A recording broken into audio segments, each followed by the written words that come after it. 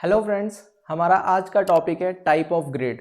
पिछली वीडियो में ग्रिड के कंस्ट्रक्शन पे, ग्रिड के रेशियो पे, ग्रिड की फ्रीक्वेंसी पे हम बात कर चुके हैं। तो आज की वीडियो में हम ग्रिड के टाइप्स को देखने वाले हैं कि हमारे पास में हमारी जो ग्रिड होती है वो कितने टाइप की होती है। सबसे पहली चीज़ कि ग्रिड हमारी जो होती है वो दो टाइप की होती है, एक स्टेशनरी ग्रिड होती है, एक मूविंग ग्रिड होती है, जिसकी हिस्ट्री के बारे में हम कल बात कर चुके हैं। तो स्टेशनरी ग्रिड ऐसी ग्रिड होती है जो मूव नहीं करती है। क्या नहीं करती है? मूव नहीं करती है ड्यूरिंग एक्सपोजर। कब? During exposure. ठीक है, जब हमारे पास में हम पेशेंट का एक्सरे कर रहे होते हैं तो उस टाइम पे हमारी ग्रिड मूव नहीं करती है। ये ऐसी ग्रिड को हम स्टेशनरी ग्रिड कहते हैं। उसके बाद में जो मूविंग ग्रिड होती है, मूविंग ग्रिड से ही हम समझ पा रहे हैं कि ये हमारे पास में ऐसी ग्रिड है जो मूव करती है ड्यूरिंग एक्सपोजर। ड्यूरिंग एक्सपोजर, ठीक है ना। तो जब हम एक्सपोजर कर रहे होते हैं तो उस टाइम पे हमारे पास में क्या होता है, हमारी जो ग्रिड होती है वो मूव करती है। क्या करती है? मूव करती है। तो ऐसी ग्रिड्स हमारे पास में दो तरीके की ग्रिड्स होती है, स्टेशनरी ग्रिड और मूविंग ग्रिड। अगर स्टेशनरी ग्रिड की बात की जाए तो स्टेशनरी हमारे पास में तीन तरीके की ग्रिड होती है। एक होती है पैरेलल ग्रिड, एक होती है क्रॉस ग्रिड, एक होती है फोकस्ड ग्रिड। ये ग्रिड क्या होगी अभी हम पढ़ेंगे। उसके बाद में हमारे पास में जो मूविंग ग्रिड होती है, मूविंग ग्रिड दो तरीके की होती है। एक होती है ऑसिलेटिंग ग्रिड, एक होती है रेसिप्रोकेटिंग ग्रिड।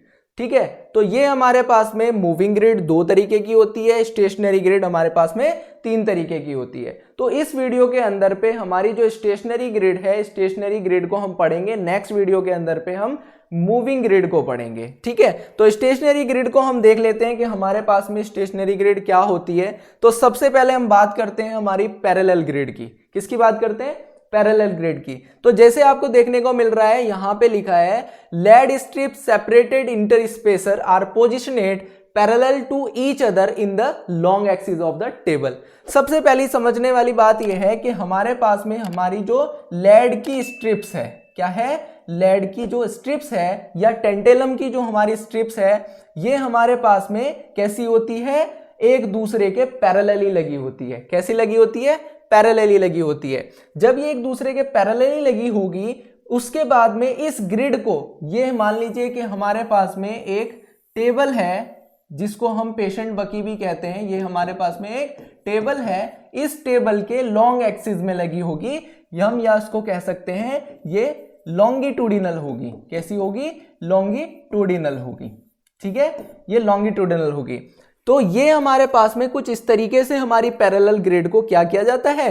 अरेंज किया जाता है। और इसका हमें यह फायदा होता है कि हमारे पास में अगर हम चाहे तो हम अपनी इस ग्रिड पे, पैरेलल ग्रिड पे इस तरीके से या तो सिफलेड या फिर क्वाड्रेट एंगल दे सकते हैं। क्या कर सकते हैं? या तो हम पांव की तरफ से या हम सर की तरफ से इसके अंदर पे एंगल दे सकते हैं। एंगुलेटेड एक्सरे हम क्या कर सकते हैं। लेकिन अगर हम चाहें इसमें साइड बाय साइड वाले एक्सरे करने तो वो हम साइड बाय साइड से एंगुलेटेड एक्सरे इसके अंदर पे नहीं कर सकते हैं। लेकिन अगर हम सिफलेड और क्वाड्रेट इसके अंदर पे एंगुलेशन देना चाहें तो वो हम दे सकते हैं। तो यही एक इसका एडवांटेज भी है कि they allow us to angulate the X-ray tube along the length of the grid without grid cut off. कि अगर हम इसके अंदर पे क्या करते हैं, along the length of the grid हम इसके अंदर पे कोई एंगुलेशन यूज करते हैं, जैसे कि मैंने बताया सिफलेड या क्वाड्रेट एंगल हम इसके अंदर पे देते हैं, तो उसके अंदर पे हमारी जो प्राइमरी रेडिएशन होगी वो प्राइमरी रेडिएशन इसके अंदर पे एब्जॉर्ब नहीं होगी। तो यहां पे हमें ग्रिड कट ऑफ देखने को नहीं मिलेगा। क्लियर बात समझ में आ गई? तो ये होती है हमारे पास में हमारी पैरेलल ग्रिड। क्या होती है? Parallel grid. उसके बाद में नेक्स्ट हम बात कर लेते हैं, आती है हमारी क्रॉस ग्रिड। क्रॉस ग्रिड क्या होती है? जैसे हमने अभी देखा कि हमारे पास में हमारी पैरेलल ग्रिड थी, ऐसी ही दो पैरेलल ग्रिड हम यहाँ पे यूज करने वाले हैं। ये देखिए हमारे पास में ये पैरेलल ग्रिड है। अगर ऐसी हम दो ग्रिड यहाँ पे यूज कर ले, क्या कर ले? दो ग्रिड हम यहाँ पे यूज कर ले, तो उनको हम क्या करें, एक दूसरे के ऊपर परपेंडिकुलरी रख दे। क्या कर दे? एक दूसरे के ऊपर परपेंडिकुलरी रख दे, तो हमारी बन जाएगी हमारी क्रॉस ग्रिड। जैसा कि आपको देखने को भी मिल रहा है। क्या बन जाएगी? क्रॉस ग्रिड बन जाएगी। ठीक है, तो यहां पे भी लिखा है made up of two superimposed parallel grid that are perpendicular to each other. Clear हो गई बात? मतलब कि एक पैरेलल ग्रिड को आपने यहां पे लिया और उसके ऊपर पे दूसरी पैरेलल ग्रिड को आपने रख दिया, बट परपेंडिकुलरली आपने इसके ऊपर पे क्या कर दिया? रख दिया। तो ये बन गई आपकी क्या? क्रॉस ग्रिड बन गई। क्या बन गई? क्रॉस ग्रिड बन गई। तो अगर आप इस क्रॉस ग्रिड के रेशियो को भी काउंट करना चाहें तो आप कर सकते हैं। कैसे कर सकते हैं? अगर आपको पैरेलल ग्रिड के रेशियो के बारे में पता है तो आप उसे क्या कर दीजिए? प्लस कर दीजिए, तो आपके पास में क्रॉस ग्रिड का रेशियो भी आ जाएगा। देखिए, जैसे हमने यहां पे ग्रिड रेशियो दिया है, sum of the grid ratio of the super imposed grid. जैसे कि अगर हमारे पास में पैरेलल ग्रिड का रेशियो था 4:1, तो हम क्या करेंगे? एक और 4:1 की ग्रिड का हम यहां क्या कर देंगे? इसमें प्लस कर देंगे और हमारे पास में क्रॉस ग्रिड का रेशियो यहां पे आ जाएगा जो 8:1 होगा। फॉर एग्जाम्पल मान लीजिए कि हमारे पास में कोई ग्रिड थी 5:1 प्लस 5:1 की, हम यहाँ पे दो ग्रिड यूज कर रहे हैं, तो हमारे पास में क्या होगा? 5 + 5 10 हो जाएगा और ये रेशियो हमारे पास में 1 ही रहेगा। तो ये हमारे पास में जो रेशियो आएगा, ये रेशियो कैसा आएगा? क्रॉस ग्रिड का रेशियो आएगा। किसका रेशियो आएगा? क्रॉस ग्रिड का रेशियो आएगा। बट हमारे पास में इसका एक डिसएडवांटेज ये होता है कि कोई भी ऑब्लिक टेक्निक का अगर एक्सरे हमें इसके अंदर पे करना है तो वो एक्सरे हम इसके अंदर पे नहीं कर सकते हैं, जो कि इसका एक बड़ा डिसएडवांटेज होता है। अगर हम इसमें कोई भी ऐसा एक्सरे करते हैं जो कि एंगुलेटेड एक्सरे होगा तो हमारी प्राइमरी रेडिएशन इसके अंदर पे एब्जॉर्ब हो जाएगी और उसके अंदर पे हमें ग्रिड का कट ऑफ देखने को मिलेगा। तो वो यही कहता है, इसका डिसएडवांटेज क्या है?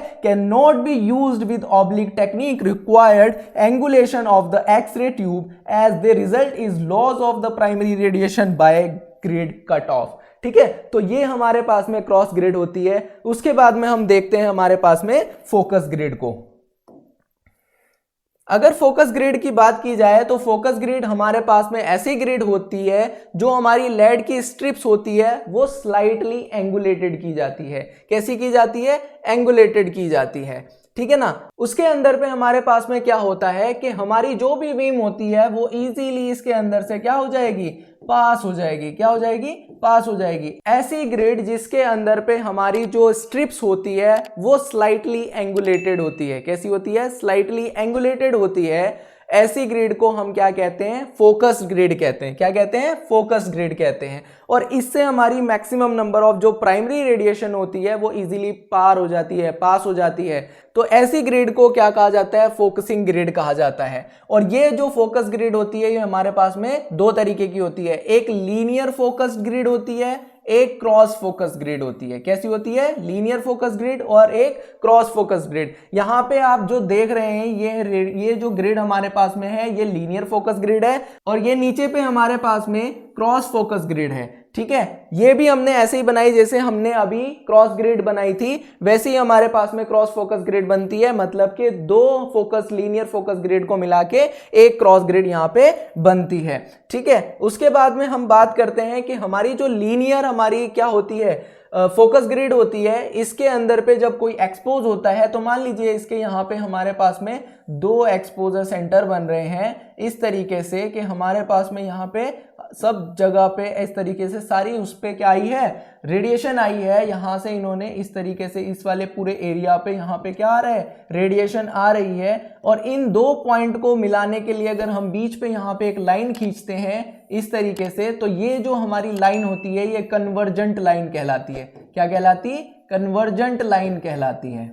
ठीक है, इस तरीके से इस लाइन को क्या कहा जाता है? कन्वर्जेंट लाइन कहलाता है। वहीं पे अगर हम क्रॉस ग्रिड की बात करें तो क्रॉस ग्रिड पे भी हमारे पास में एक पॉइंट होगा जहां से सारे में क्या आ रही होगी? रेडिएशन आ रही होगी इस तरीके से। ठीक है ना, तो ये जो पॉइंट हमारे पास में होगा ये पॉइंट यहाँ पे कन्वर्जेंट पॉइंट कहलाएगा। क्या कहलाएगा? कन्वर्जेंट पॉइंट कहलाएगा। ठीक है, हाँ। अब ये यहाँ पे अगर हम बात करें कि यहाँ पे अगर इस स्ट्रिप से लेके, मान लीजिए इस स्ट्रिप से लेके यहाँ तक के एक परपेंडिकुलर डिस्टेंस की मैं बात करूँ, कन्वर्जेंट लाइन तक की, एक स्ट्रिप से लेके कन्वर्जेंट लाइन तक की, या फिर हमारे पास में जो कन्वर्जेंट पॉइंट है वहां से लेके हमारे पास में इस स्ट्रिप तक की अगर हम बात करें इस डिस्टेंस की, तो इस डिस्टेंस को फोकल डिस्टेंस कहा जाता है। क्या कहा जाता है? फोकल डिस्टेंस इसको कहा जाता है। ठीक है, तो ये होता है हमारे पास में हमारी फोकस ग्रिड। उसके बाद में हम बात करते हैं हमारी फोकसिंग रेंज की। किसकी बात करते हैं? Focusing range. फोकसिंग रेंज वो एरिया होता है जिसके अंदर पे हम फोकस ग्रिड को यूज करते हुए हमारी जो प्राइमरी रेडिएशन होगी उस प्राइमरी रेडिएशन को पूरी की पूरी तरीके से हम क्या कर सके?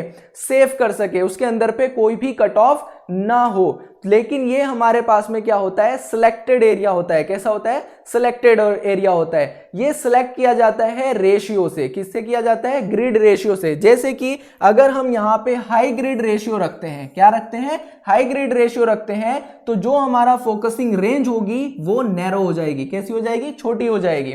जैसे कि हमने ग्रिड रेशियो रखा 16:1, तो हमारे पास में यहाँ पे जो एरिया है वो एरिया यहाँ पे कम हो गया, जो कि 38 to 40 इंचेस हो गया। कितना हो गया? 38 to 40 इंचेस हो गया। वहीं पे ही अगर हमने ग्रिड रेशियो लो रखा तो हमारे पास में हमारा जो फोकसिंग रेंज हुआ वो कैसा हो गया? लार्ज हो गया। तो यहाँ पे हमने ग्रिड रेशियो रखा 5:1, तो वहां पे हमारा जो एरिया था वो एरिया हमारा क्या हो गया? रेंज हमारी क्या हो गई? वो हमारी बढ़ गई, लार्ज हो गई। तो 28 to 27 इंचेस ये हमारे पास में बढ़ गई। तो इस तरीके से हम अपने फोकसिंग रेंज को भी काउंट कर सकते हैं, और ये हमारे पास में हमारी स्टेशनरी ग्रिड की तीनों टाइप्स होते हैं। तो इस वीडियो में इतना ही। नेक्स्ट वीडियो में हम मूविंग ग्रिड पे बात करेंगे। तो इस वीडियो में इतना ही। Thank you very much. Please subscribe my channel.